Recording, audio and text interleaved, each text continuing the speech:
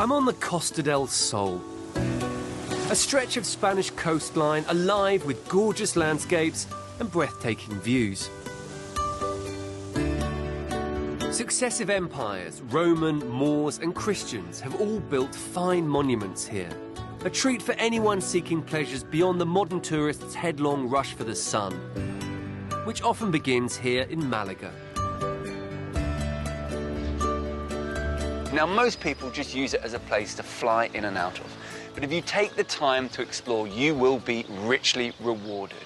Because things like this lurk in amongst its streets. Now, this is a Roman theatre, and behind it, what an amazing backdrop. That is a Moorish castle. It is like a little microcosm of Mediterranean history. Wander its cobbled streets and the city's architectural heritage continues to delight.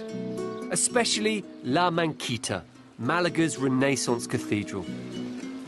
In its shadow amongst the Baroque buildings of Plaza del Obispo, I'm meeting retired surgeon David Jackson and his wife Louise. Malaga's a very intriguing city, isn't it? Because in a way, it's sort of tarred with the same brush as the whole Costa del Sol, but it is a very historic and very cultured place, isn't it? It is. It actually has changed tremendously in the last 5 years, but certainly 15 years. Yeah, it's gone through a renaissance, really, in the last 5 years. And what is it about this place that you really like?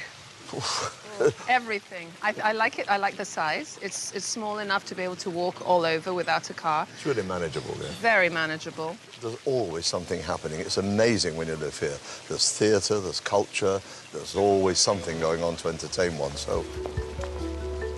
Louise spent her childhood in Spain, while David, who's originally from Salford, has been coming here for 40 years. So when it came to finding his dream home by the Med, he knew exactly where to look.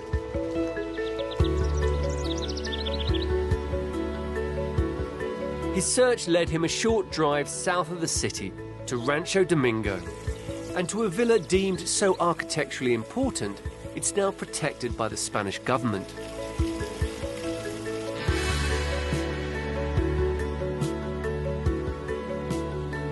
With its low-profile structure, shallow sloping roofs with distinctive overhangs and elongated windows, this house was influenced by the prairie houses of legendary American architect Frank Lloyd Wright.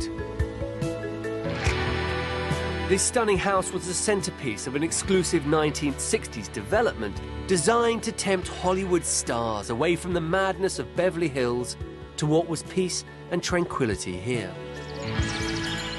And I'm quickly under its spell. Gosh, there's a real contrast, isn't there, to the outside and the inside, whereas it looks quite traditional from the outside, but in here you know that this is a sort of an early modernist interior. Mm-hmm. It is. That was the whole idea behind it. It was in Frank Lloyd Wright's era of the ranch-style housing, and his philosophy is you must be able to see volume and never extension. So what you don't find in his house is a great long corridor with very large rooms leading off it. You don't do that. So you have one large space like this, but you can't see any other rooms in here apart from through that door. So exploring and unfolding as you move through it rather than one hit. And natural light as well. Wright was a pioneer of open-plan design.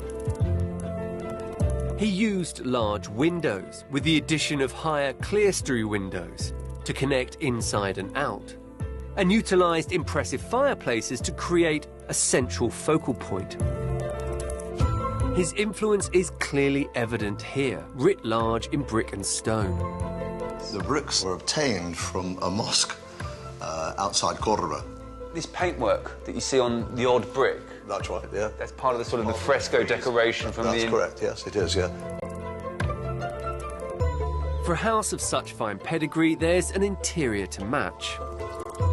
Marble floors from Greece and Portugal have replaced the original rough, bare brick. Onyx, shipped in from Pakistan, creates an exuberant bathroom, while the former rustic bedroom has been totally transformed. It's big, isn't it? It is clearly luxurious, but the house still is the star to my eyes. Absolutely. I mean, that's Yes. what you've been trying to do. Absolutely, not taking away the character. And what about the decor inside? Who's in charge of that area? David is, like, as you can tell, a very colourful person. Yes. So his house was full of colour. Was it? A lot of colours, purples and blues and greens. And we're still working on pieces because we've got very different taste. So I think at the end he's decided that he just lets me get on with it. Well, it has to harmonise, you know? Yeah. Yes. What Louise and David have orchestrated here is a 4-bed villa that exudes classic, luxurious living. Warm hues of teak, bird walnut and oak opulently combine with carefully selected antique furniture.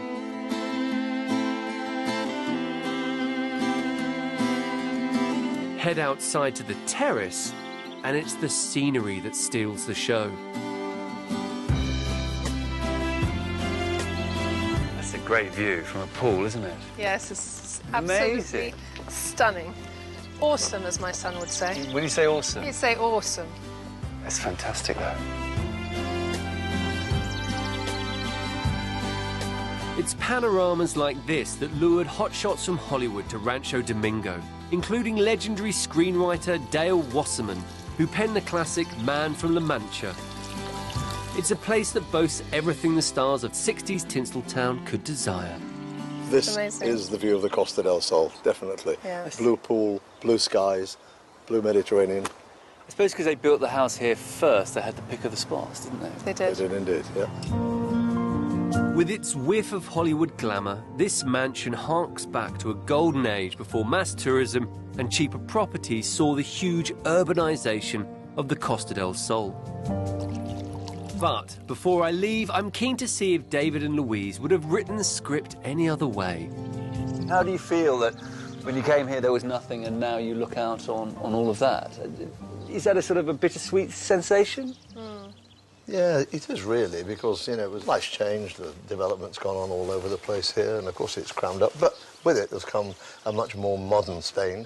And I think that development is what's given us expats or the tourist who comes that quality that maybe wouldn't have been there had it remained that rural, unbuilt place, which beautiful to look at but impractical to live in.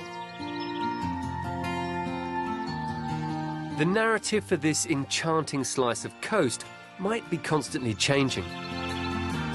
But here at Rancho Domingo, a tantalising part of its allure remains.